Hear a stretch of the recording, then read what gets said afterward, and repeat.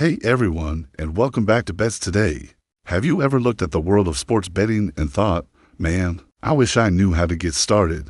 Or maybe you've placed a few bets, but feel like you're just guessing. Well, today is your lucky day. We're breaking it all down, step by step, to help you understand the fundamentals of winning sports betting. By the end of this video, you'll have a solid roadmap to start your journey with more confidence and a much better strategy. So grab a notepad, get comfortable, and let's dive right in. And hey, if you're new here, do me a huge favor and hit that subscribe button. We post content just like this every week to help you become a smarter bettor, and you won't want to miss a thing. Alright, let's start with the absolute basics. What is sports betting? At its core, it's placing a wager, or a bet, on the outcome of a sporting event. If you predict the outcome correctly, you win money. If you're wrong, you lose your stake. Simple, right?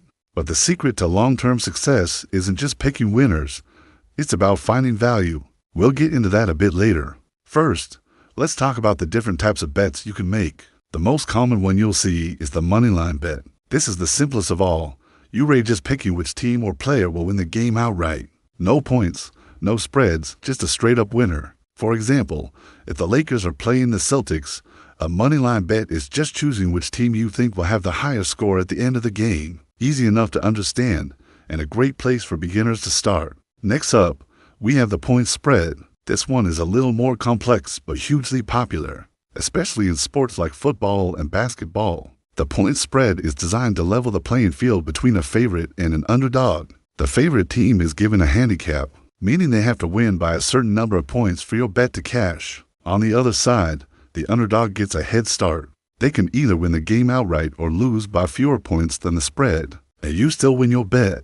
For instance, if the Kansas City Chiefs are -7 against the Denver Broncos, the Chiefs need to win by more than 7 points. If you bet on the Broncos at +7, they can lose by up to 6 points, and you're still a winner. This type of bet makes even lopsided games exciting to wager on. Then we have totals, or what's commonly known as the over-under. With this bet, you aren't picking a winner. Instead, you're betting on the total combined score of both teams in the game. The sportsbook will set a line, say 48.5 points for a football game. You then bet on whether the final combined score will be over that number or under it. It's a great way to have action on a game without having to pick a side. If you expect a high-scoring shootout, you'd bet the over. If you anticipate a defensive battle with few points, you'd take the under. It adds a whole different layer of analysis to the game, focusing on offensive and defensive matchups rather than just who's better overall. Now that you know the basic bet types, where do you actually place these bets? You'll use a sports book.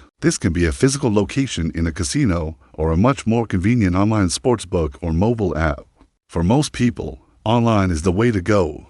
The first step is to choose a reputable, licensed sports book. Do your research, read reviews, check their licensing, and make sure they operate legally in your area. Once you've picked one, you need to create an account, which is usually a straightforward process of providing some personal information to verify your identity and age. After that, you need to deposit funds to bet with. Most sportsbooks offer various deposit methods like credit cards, bank transfers, or e-wallets. Always look for sportsbooks that offer a welcome bonus for new users, as that's a great way to boost your starting bankroll. Okay, let's get into the most important part, the strategy.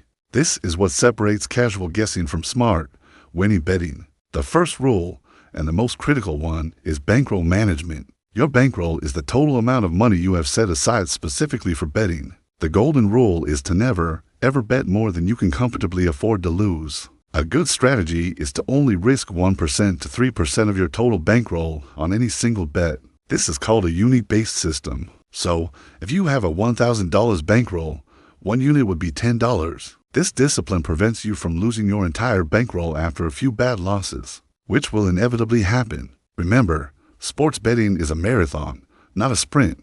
Proper bankroll management is your key to staying in the game long enough to be profitable. The second pillar of a winning strategy is research. Don't just bet on your favorite team or based on a gut feeling. You need to do your homework. This means looking at team and player statistics, recent form, head-to-head matchups, injuries, and even things like travel schedules and weather conditions. For example, a West Coast team traveling to the East Coast for an early game might be at a disadvantage. A star player being out with an injury can completely change the dynamic of a game. The more information you have, the more informed your decision will be. There are tons of free resources online that provide detailed stats and analysis. Spend the time, do the research, and you'll immediately see an improvement in your predictions. Third, and this is where the real skill comes in, you need to understand the concept of value. Winning a bet is great, but the goal is to find value in the odds. Value exists when you believe the probability of an outcome is higher than what the sportsbook odds suggest. For instance,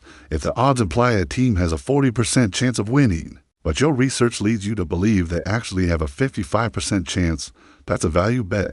It's about finding discrepancies between the market price and the true probability. This requires you to learn how to read odds and convert them into implied probabilities. For example, American odds of plus 150 mean a $100 bet wins you $150. This translates to an implied probability of 40%. If you think the real chance is higher, you've found value.